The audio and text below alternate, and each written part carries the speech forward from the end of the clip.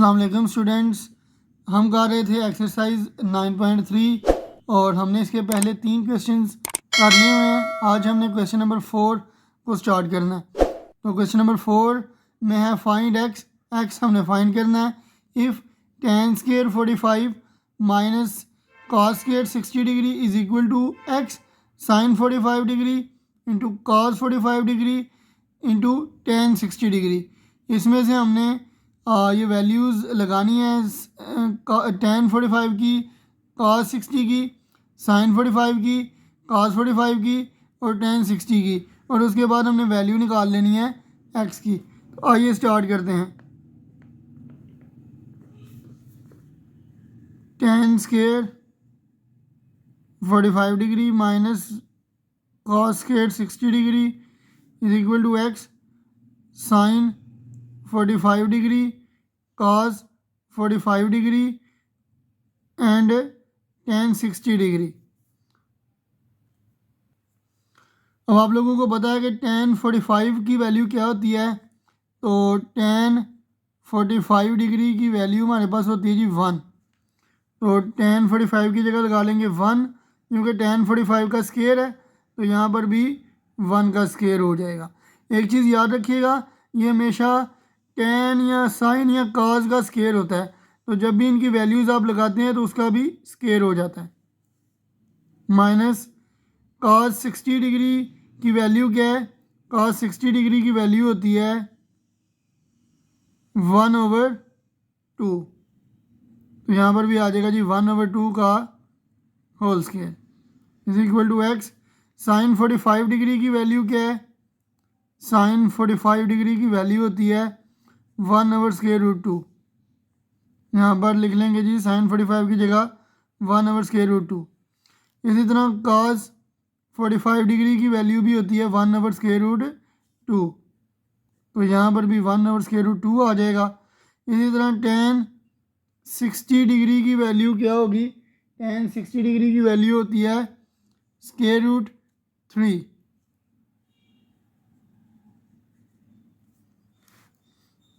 अब ये 1 का स्क्वायर 1 हो जाएगा, माइनस 1 का स्क्वायर 1 और 2 का square 4 is equal to x. 1 time 1 √3 time √3 over √2 आपस में जब मल्टीप्लाई होंगे तो √2 का स्क्वायर हो जाएगा, और ये स्क्वायर रूट के साथ कैंसिल हो जाएगा। तो ये आ जाएगा जी 1 minus 1/4 is equal to x into √3/2। अब इस साइड पे हम एलसीएम ले लेंगे। यहाँ पे एलसीएम आ जाएगा 4, तो 4 1 ज़ार 4 minus 1 is equal to x into √3/2। तो ये आ जाएगा 3/4 इज इक्वल टू x √3/2। ये 2 इधर डिवाइड हो रहा है, उधर जाकर मल्टीप्लाई हो जाएगा 3 के साथ, और √3 इधर मल्टीप्लाई हो रहा है, इधर आकर डिवाइड हो जाएगा। 4 into √3 is equal to x. अब 2 1 ज़ार 2 2 ज़ार 4 और पीछे रह गया जी 3/2 √3 इज इक्वल टू एक्स। अब 3 के ऊपर अगर मैं स्क्वायर भी ले लूँ और स्क्वायर रूट भी ले लूँ, अगर मैं 3 के ऊपर स्क्वायर रूट और स्क्वायर रूट ले लूँ तो ये कट के फिर 3 ही बच जाएगा ना, तो इसलिए मैंने स्क्वायर रूट दोनों ले लिए। Over 2 √3 is equal to x. अब √3 को क्योंकि √3 का स्क्वायर है तो इसको मैं 2 दफ़ा लिख सकता हूँ। √3 इंटू √3 ओवर 2 √3। तो ये √3 से कैंसिल हो जाएगा, तो हमारे पास आंसर आ जाएगा x इज इक्वल टू √3/2।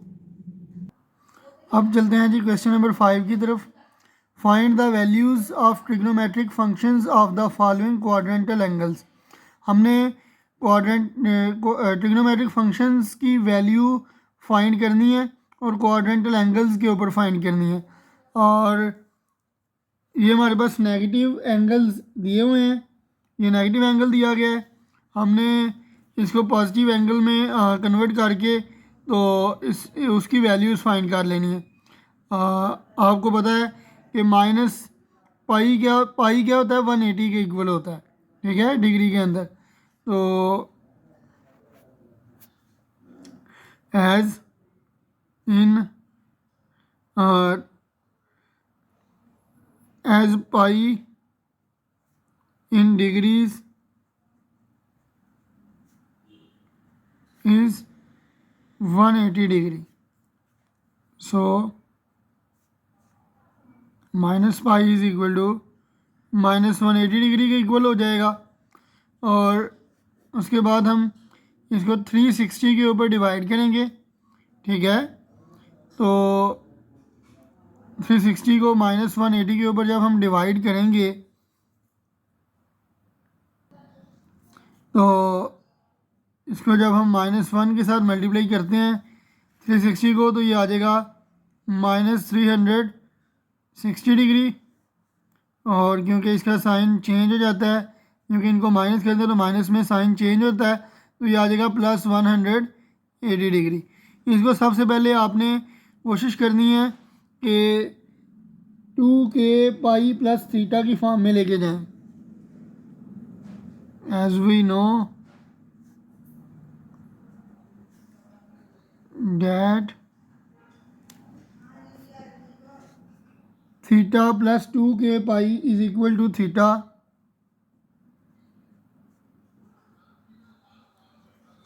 वहाँ पर k क्या होगा, इक्वल टू एनी इंटीजर होना चाहिए। k जो है वो बिलोंग टू एनी इंटीजर्स होना चाहिए। तो हमें बेसिकली इसका मतलब क्या है, इसका मतलब ये है कि जितने रेवोल्यूशंस कंप्लीट हुए हैं ना, वो यहाँ पर k की जगह आ जाएगा। अगर 1 रेवोल्यूशन कंप्लीट हुआ है तो वो यहाँ पर लिख लेंगे माइनस, अगर क्लॉकवाइज डायरेक्शन में हुआ है तो माइनस की तरफ आ जाएगा, एंटी क्लॉकवाइज हुआ है तो प्लस में आ जाएगा k, ठीक है जी। तो क्योंकि यहाँ पर माइनस में था तो एंगल जो है वो क्लॉकवाइज होगा। आपको पहले भी मैं बता चुका हूँ कि आपके पास जो क्वाड्रेंटल ये एक्स वाई प्लेन है हमारे पास, यहाँ पर 0 डिग्री होता है, यहाँ पर 90 डिग्री, यहाँ पर 180 डिग्री, यहाँ पर 270 डिग्री और यहाँ पर 360 डिग्री। ये तो है एंटी क्लॉकवाइज डायरेक्शन में, 0 से 90, फिर 180, फिर 270 और 360, ठीक है। इसी तरह क्लॉकवाइज में इस तरह एंगल होते हैं ना, इस तरह क्लॉक चलती है। तो जब यहाँ से इधर आएंगे एंटी क्लॉकवाइज में तो ये -90 हो जाएगा।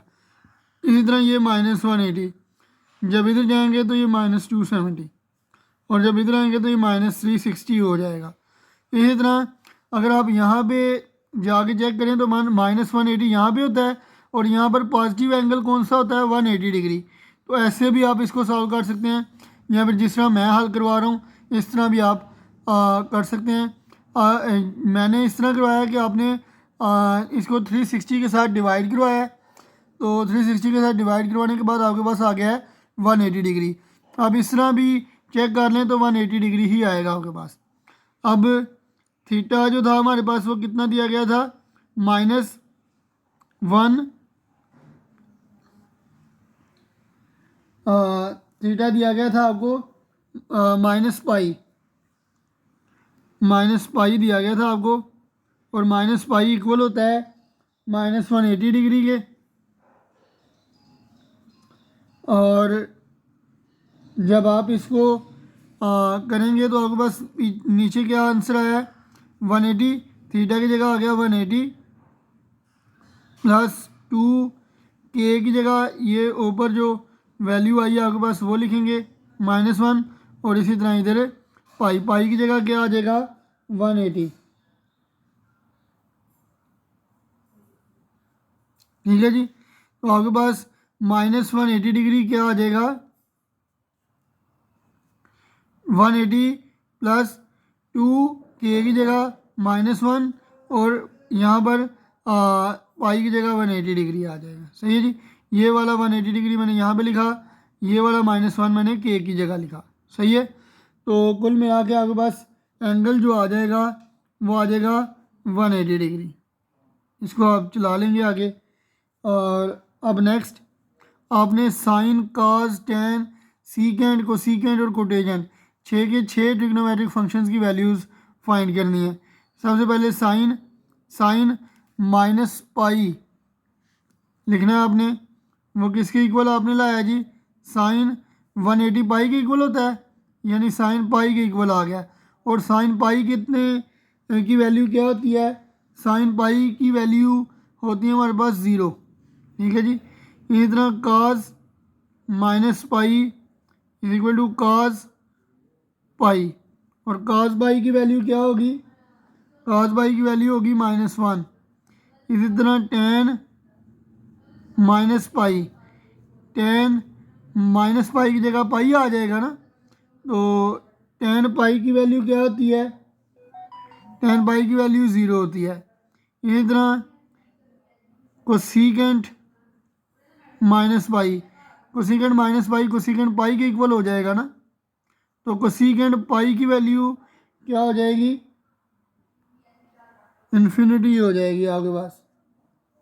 इसी तरह सीकेंट माइनस पाई इक्वल हो जाएगा सीकेंट पाई के, और सीकेंट पाई की वैल्यू क्या होगी? -1।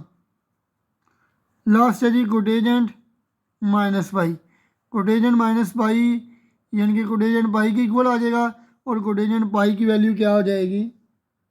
इन्फिनिटी हो जाएगी या अनडिफाइंड हो जाएगी। तो इस तरह करके हमने ये क्वेश्चंस को सॉल्व करना है। अब चलते हैं नेक्स्ट पार्ट की तरफ। पार्ट नंबर 2 है जी -3 पाई। अब पाई आपको पता है जी 180 के इक्वल होता है, तो इसी तरह -3 पाई किस चीज़ के इक्वल हो जाएगा? -540 के इक्वल हो जाएगा। तो as -3 pi is equal to -3 into 180 degree is equal to -540। अब इसको आपने डिवाइड कर लेना जी 360 के ऊपर। तो 360 को जब मैं -1 के साथ या -2 के साथ, अब कर लें बेशक, -2 के साथ मल्टीप्लाई करूँगा तो ये आ जाएगा -720, तो ये आ जाएगा जी +180 डिग्री। सही है जी। अब 180 डिग्री आपके पास आ गया जी। इसकी वैल्यू जिस पे आपने सारे फंक्शंस को निकालना है। As we know that theta +2k pi is equal to theta, और k बिलोंग करेगा इंटीजर से। तो इसी तरह -3 पाई किसके इक्वल है? -540 डिग्री के। थीटा कितना आ जाएगा? थीटा आपके पास आ जाएगा, ये जो नीचे वैल्यू आई है आपकी 180 डिग्री +2, के की जगह क्या आ जाएगा? -2 आ जाएगा, इंटू पाई क्या होता है? 180 डिग्री। सही है जी। तो ये किसके इक्वल आ जाएगा? ये भी 180 डिग्री के ही इक्वल आ जाएगा। जो यहाँ पर एंगल आएगा उसी को ही आपने नेक्स्ट आगे चलाना होता है। अब क्योंकि ये भी 180 डिग्री ही आ गया है, तो इसकी वैल्यूज़ भी सेम टू सेम निकलेंगी। तो फाइंड कर लेते हैं जी sine -3 pi is equal to हो जाएगा साइन, ये पाई के इक्वल आ गया ना, ये 180 डिग्री किसके इक्वल होता है? पाई के इक्वल होता है, तो साइन पाई के इक्वल आ जाएगा, साइन पाई 0 के इक्वल होता है। इसी तरह काज -3 पाई इज इक्वल टू काज, ये भी पाई के इक्वल, और काज पाई -1 के इक्वल होता है। इस तरह जी नेक्स्ट टेन -3 पाई, ये भी हो जाएगा जी टेन पाई के इक्वल, और टेन पाई की वैल्यू क्या होगी? 0। नेक्स्ट है जी कोसीकेंट -3 पाई, ये हो जाएगा जी ये भी कोसीकेंट पाई के इक्वल, और कोसीकेंट पाई की वैल्यू इन्फिनिटी। नेक्स्ट है जी सीकेंट -3 पाई, और सीकेंट -3 पाई भी सीकेंट पाई के इक्वल हो जाएगा, और उसकी वैल्यू -1 हो जाएगी। इस तरह जी नेक्स्ट है जी कोटेजेंट -3 पाई, तो कोटेजेंट -3 पाई कोटेजेंट पाई के इक्वल आ जाएगा, तो इसकी वैल्यू क्या होगी, इन्फिनिटी। अब नेक्स्ट पार्ट की तरफ चलते हैं। अब नेक्स्ट है जी 5/2 इंटू पाई, ये किसके इक्वल होगा, 5/2 इंटू पाई की जगह 180 डिग्री, तो ये आ जाएगा 2 1 टाइम 2 2 90 टाइम 180 डिग्री, तो 95 टाइम 450 डिग्री। अब 450 को डिवाइड करेंगे जी 360 के ऊपर, तो 361 टाइम 360 डिग्री माइनस करेंगे तो आ जाएगा जी 90। एज वी नो डैट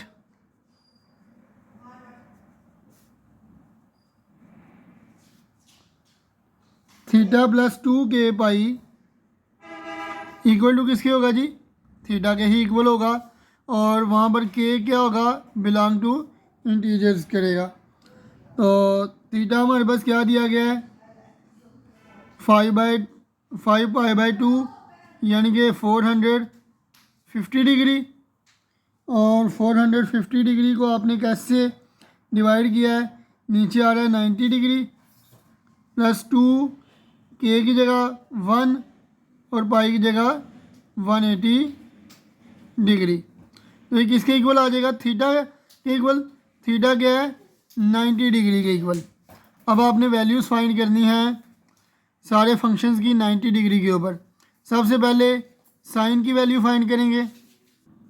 अब साइन की वैल्यू फाइंड करेंगे जी 450 डिग्री के ऊपर, यहाँ फिर लिख लें साइन 5/2, ये किसके इक्वल हो जाएगा, साइन 90 डिग्री के, 90 किसके इक्वल होगा, π/2 के इक्वल, तो यहाँ पे लिखेंगे साइन π/2। तो साइन π/2 की वैल्यू क्या होगी, साइन π/2 की वैल्यू होगी 1। अब 90 डिग्री भी लिख सकते हैं। इस तरह काज 5π/2 इक्वल टू काज π/2 आ जाएगा, तो काज π/2 की वैल्यू क्या होगी, 0। इस तरह नेक्स्ट है जी tan 5π/2 equal to tan π/2, tan π/2 की वैल्यू इन्फिनिटी होती है। नेक्स्ट है जी cosecant 5π/2 equal to cosecant π/2, cosecant π/2 की वैल्यू क्या होगी जी, 1 हो जाएगी। इस तरह नेक्स्ट है जी secant 5π/2 equal to secant π/2, secant π/2 की वैल्यू क्या हो जाएगी, सीकेंट π/2 की वैल्यू हो जाएगी इन्फिनिटी। नेक्स्ट है कोटेजेंट 5π/2 इज इक्वल टू कोटेजेंट π/2, कोटेजेंट π/2 की वैल्यू क्या आ जाएगी, ये भी आ जाएगी, ये 0 आ जाएगी। ठीक है जी। तो अब चलते हैं नेक्स्ट पार्ट की तरफ। नेक्स्ट पार्ट है जी -9π/2। अब इसको पहले चेक कर लेते हैं, -9π/2 कितना होता है, -9π/2 पाई की जगह 180 डिग्री आ जाएगा। अब 2 1 टाइम 2 2 90 टाइम 180 डिग्री, 990 टाइम -810 आ जाएगा। अब 810 -810 को 360 के ऊपर जब हम डिवाइड करेंगे तो ये आ जाएगा, -3 के साथ इसको मल्टीप्लाई करवाएंगे तो ये आ जाएगा -1080, तो बाकी बच जाएगा 270, तो 270 डिग्री आ गया। As we know that